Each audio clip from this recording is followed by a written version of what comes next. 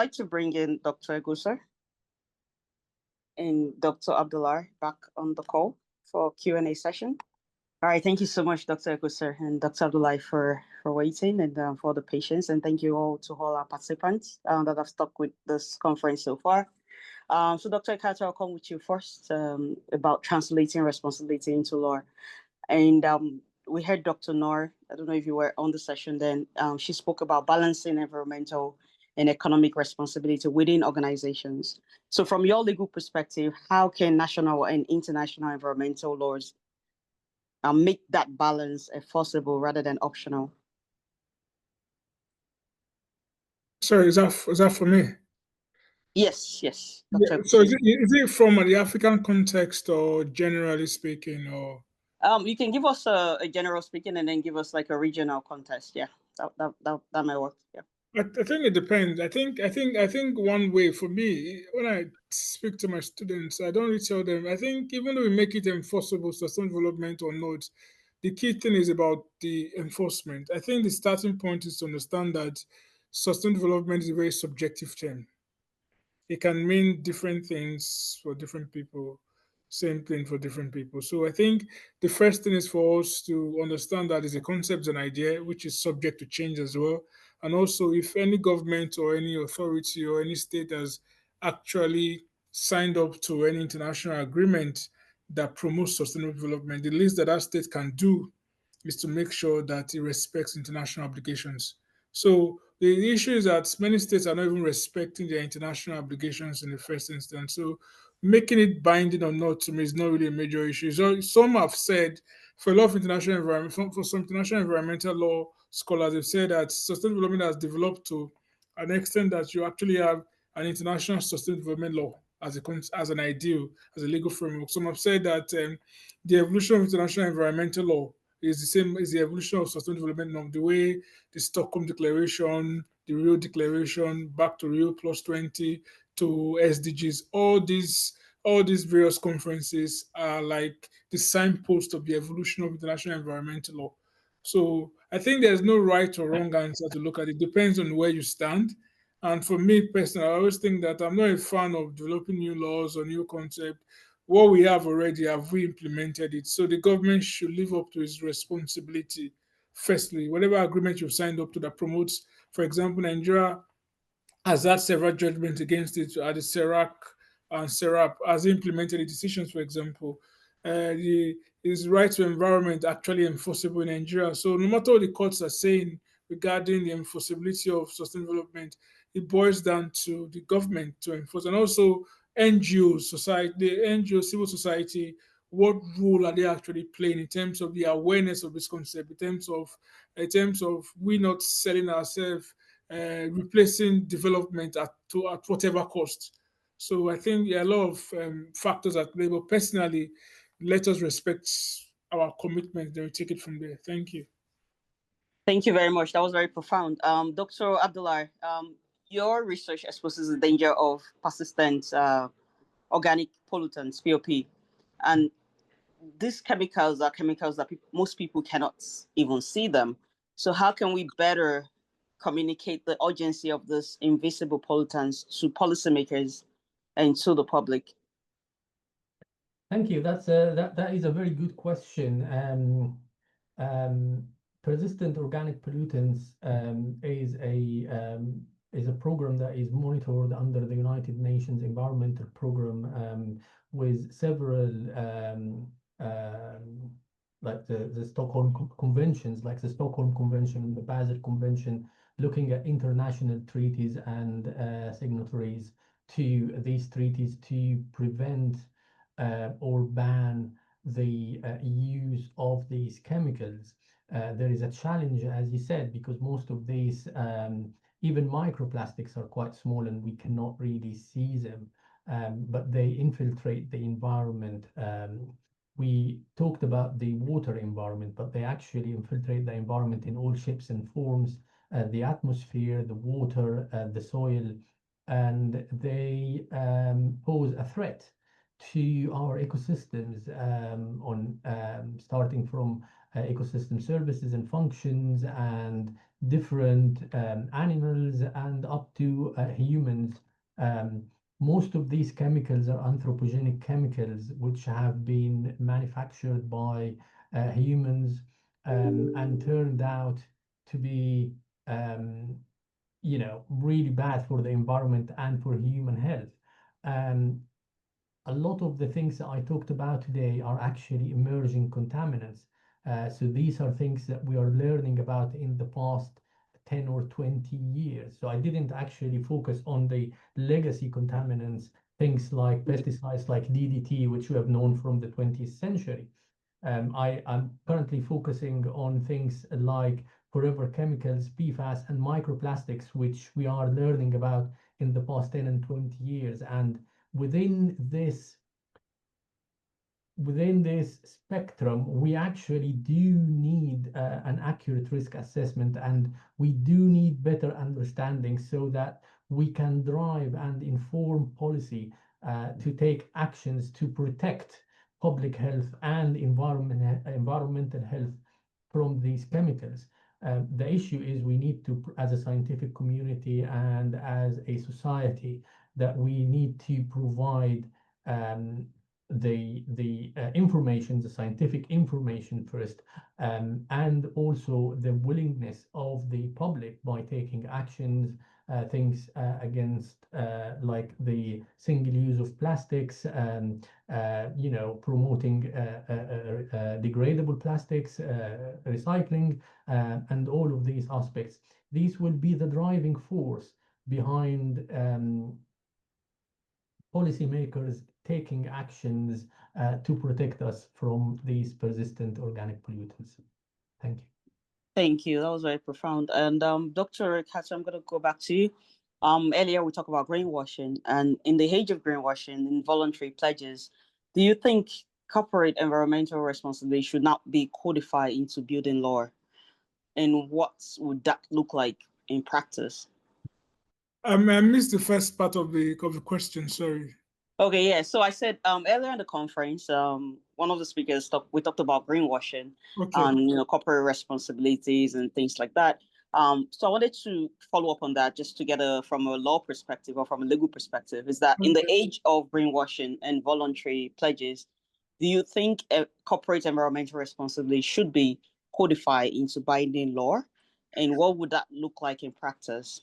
Okay, thank you very much. There are a couple of ways to answer that question. So, ordinarily, corporate social responsibility is a voluntary and extra legal commitment that you expect from businesses, etc. But many businesses, due to their negative impact of their activities, they tend to leverage on CSRO. So, in many countries, CSRO is voluntary, it's not legally binding. At international level, majority of the international sort of agreements or mechanisms on regulating MNCs are on a voluntary basis. However, things are changing. Countries like Nigeria in 2021, Nigeria Petroleum Industry Act has made CSR legally binding. So in terms of the host community trust funds, so CSR in Nigerian petroleum industry now only is legally binding, because in my own papers I've actually argued that a CSR law should be developed for the oil sector. The Nigerian government has done that.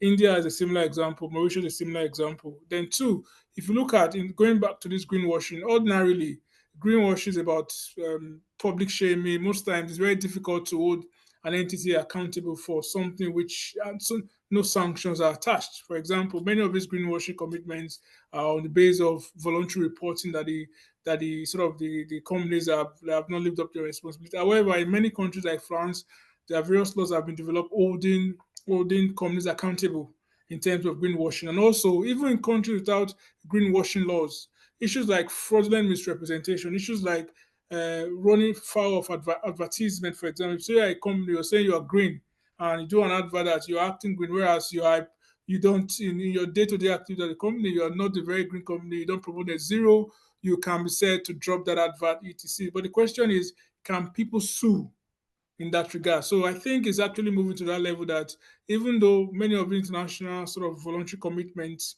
are voluntary in terms of greenwashing, it's moving towards a binding sort of framework. But for me, I think there's no one way to tackle this. I'm a fan of having both voluntary and binding sort of framework. There should be like various frameworks in a sort of in a country or a legal system. We can't just use one specific way to tackle the issues. And also, don't forget public shaming as well. Public shaming also serves as a very good role. A lot of NGOs, civil society, public pray to hold companies accountable. Yes. And also, codification is neither the answer or not. So, if we say let us codify as a codified CSR into law in Nigeria, what has changed? Nothing has changed. But what it does is that for victims, for people who are going to sue, it makes clear their rights. It makes clear if they have the right to sue those companies. So it's easier for you to hold those companies accountable on the basis of a law, rather on the basis of a self-regulatory, voluntary premised mechanism. Thank you. Thank you very much. Dr. Abdullah, I'm going to come back to you on just looking into the future. Yes. So if you could project yourself 20 years into the future, what would the world look like where your research has been fully implemented? What would you change in how we produce, how we consume, and how we protect our environment? Yeah, this is a very good and interesting question. 20 Yeah. years might seem a long time in the context we're talking about, but I I am a glass half full person, so I'm quite optimistic in general.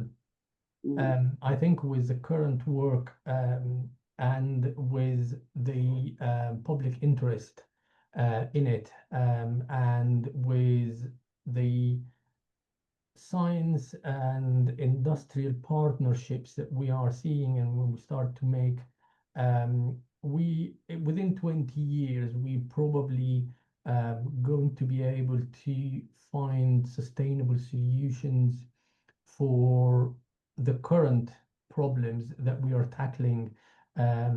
Particularly, I think the microplastics and the plastics problem, we have to, because otherwise we are approaching a planetary boundary here, and this is quite threatening. So, as I said, I'm quite optimistic. I think overall, with the international collaborative efforts, we will find hopefully a good solution or a balancing point for these issues that we are currently tackling.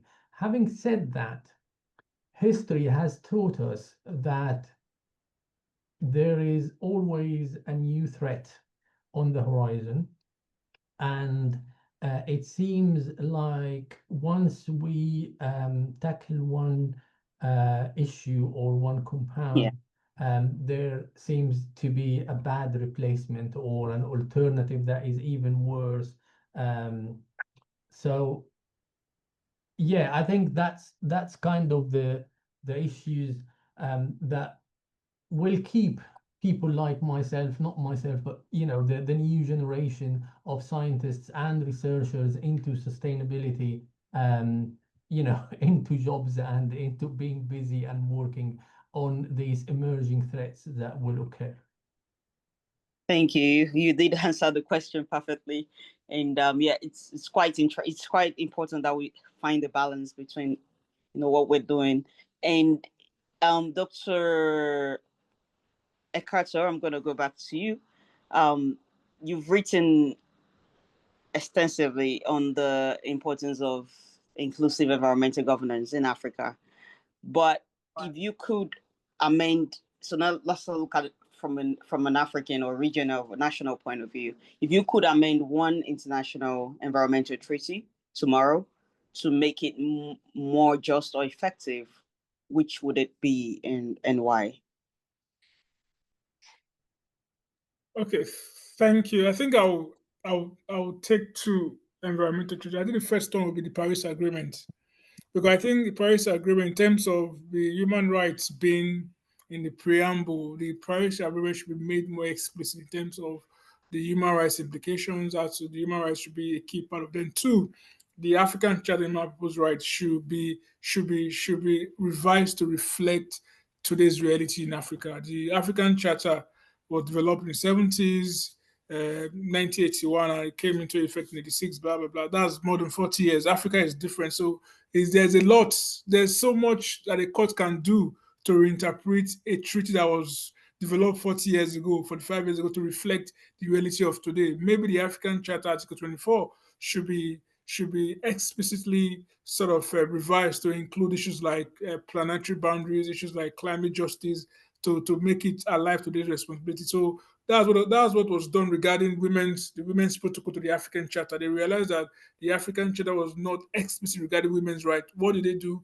A new protocol was done. So should we have a new climate justice protocol attached to the African Charter? Maybe yes. Thank you.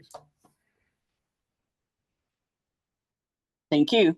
So that will bring us to the close of this panel session. So thank you very much, Dr. Eghosa Ekhator and Dr. Muhammad Abdullah, for those compelling and thought-provoking contributions. And building from some of our earlier speakers, Professor Farag had a call for global South collaboration, and you've both shown that solidarity can look like what solidarity can look like in practice when law and science meet for common good. And Dr. Ekhator, your presentation, your observation, and I quote, is that environmental justice will remain incomplete until communities most affected by climate change help to design the laws that govern them. And I think that powerfully reframes global governance as a two-way street. And you've reminded us that the rule of law must serve not only the powerful, but most importantly, the vulnerable.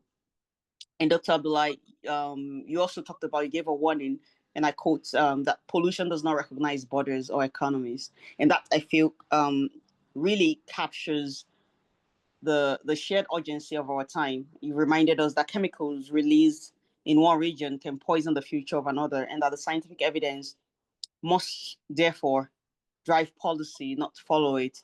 And together, both of you, your insights have made it clear that sustainability demands more than goodwill. It requires systems of accountability anchored in justice and knowledge. And so, on behalf of the Green Institute, BISCAR, ITER, University of Birmingham, and everyone gathered here, we extend our deepest gratitude. Thank you both for your work, your wisdom, and your unwavering commitment to transforming law science into instruments of hope. So thank you so much, and we hope that we keep engaging you in conversations. Thank you. Thank you.